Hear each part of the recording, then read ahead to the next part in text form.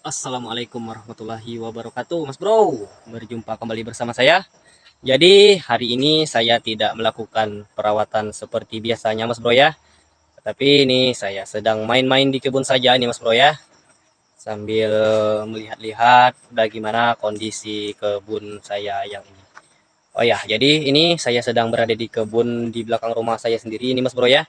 Nah, ini kebun ini luasannya sekitar 1 hektaran, Mas Bro. Jumlah pokok 138 batang. Nah, jadi pada video ini saya ingin sedikit bercerita, Mas Bro ya, ataupun sedikit memberikan pengalaman saya kepada Mas Bro semua bagi yang masih pemula, Mas Bro ya. Nah, kalau yang misalnya sudah pro, tidak usah nonton video ini ataupun tidak usah komen-komen negatif, Mas Bro ya. Cukup ini bagi yang pemula saja, Mas Bro ya. Nah, jadi pentingnya kita harus menanam bibit unggul, Mas Bro ya.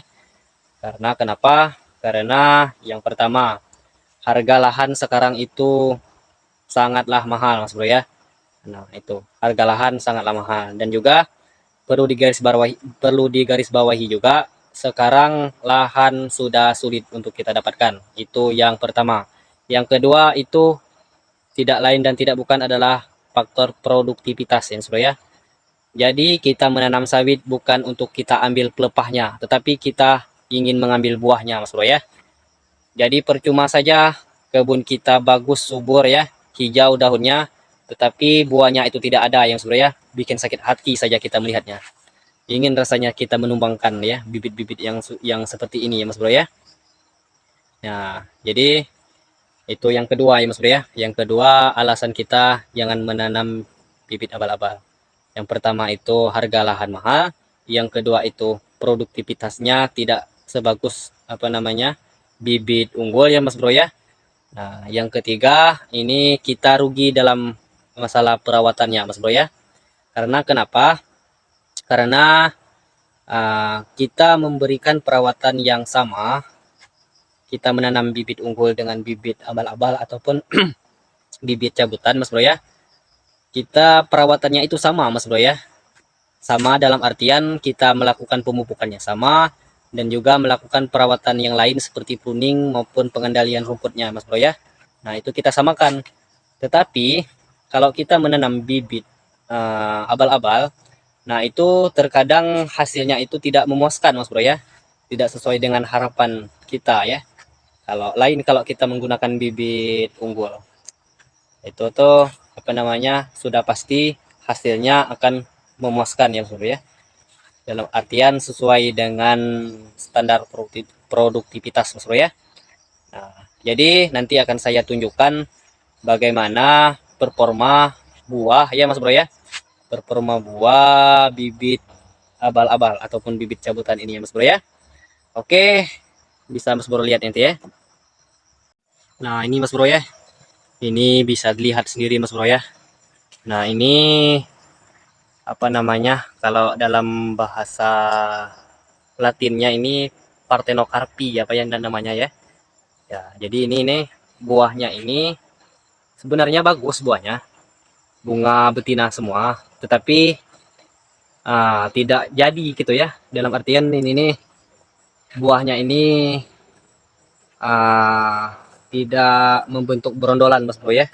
Cuman dia membentuk bunga betina saja ya, tetapi daging buahnya itu tidak ada, Mas Bro ya. Oke, kita lanjut ke pohon yang lain, Mas Bro. Nah, ini bahkan kosong nih, Mas Bro ya. Tidak ada buah sama sekali ya, Mas Bro ya. Nah, nah ini sebenarnya memang sedang musim trek, Mas Bro ya. Tapi kalau misalnya kita menanam bibit unggul, walaupun musim trek, tetap ada satu ataupun dua buah yang masih tersisa ya. Nah, yang akan menjadi buah ya, Mas Bro ya. Karena melihat kondisi pohonnya ini masih pendek, Mas Bro ya. Seharusnya kalau dia bibit unggul, dia pohon segini itu sedang bagus-bagusnya buahnya ya, Mas Bro ya. Buahnya keliling gitu, rapat-rapat ya. Bisa tiap ada pelepah itu ada buah ya, Mas Bro ya. Kalau kita menanam bibit unggul ya, Mas Bro ya. Nah, ini contoh yang agak lumayan ya, Mas Bro ya. Nah, ini agak lumayan buahnya nih. Nah, ini agak keliling buahnya nih Mas Bro ya. Nah, ini nih, agak lumayan buahnya. Keliling Mas Bro. Oke. Nah, itulah ya Mas Bro ya. Contohnya tadi ada berapa pohon tadi yang saya tunjukkan. Kalau kita menanam bibit abal-abal itu ya Mas Bro ya. Mas Bro semua masih yakin hari gini mau menanam bibit abal-abal ya. Saya juga ini sebenarnya bingung ya Mas Bro ya. Mau saya bongkar atau saya pertahankan terus ini ya Mas Bro ya. Karena ya sebenarnya sih tidak semuanya Mas Bro ya. Tidak semuanya ini apa namanya buahnya itu jelek gitu ya. Ini sekitaran 60%-an buahnya itu bagus Mas Bro ya. Ya 60%-an itu bagus. Nah, tetapi sisanya itu ya itulah ya Mas Bro ya. Cuman ada 1-2 yang ada buahnya itu Mas Bro ya.